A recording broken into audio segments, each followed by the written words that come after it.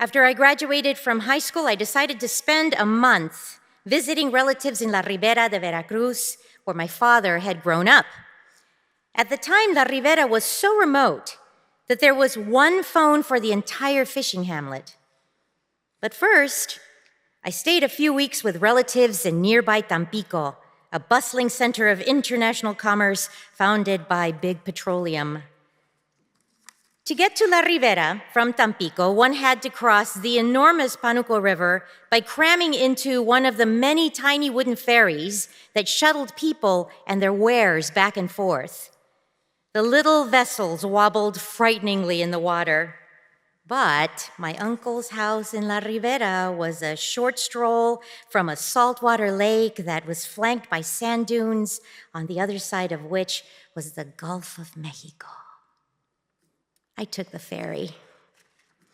One afternoon, as I was sunning myself like a lizard atop my favorite wooden pier on the lake, I saw my father's Lincoln Town Car lumbering down the dirt path that led to my uncle's house.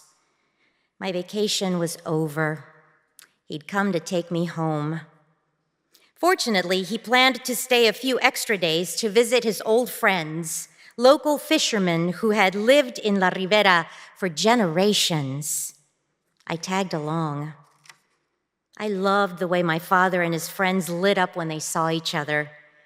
As they reminisced about their adventures in the water, I was struck by how the weather played a role in their stories. Another common theme was the number of fish they were catching and how it compared to other years. The ebb and flow of the catch was a factor in taking care not to overfish the lake. It occurred to me that the extensive knowledge that the fishermen had didn't come from scientific methods, but from their relationship with the lake. Here, feast or famine, the lake and the people were symbiotic, sharing a history and a destiny. On one of the last days in La Ribera, my father and I went fishing with his friends. We set out on skiffs and stayed on the lake for hours. Ironically, I was the only one who caught a fish that whole day. It was late afternoon, but before heading back, the fishermen decided to make a special stopover. They maneuvered the skiffs through tributaries that led deep into the jungle. I was surprised when we reached our destination, a muddy bank in the middle of nowhere. We disembarked and anchored our skiffs.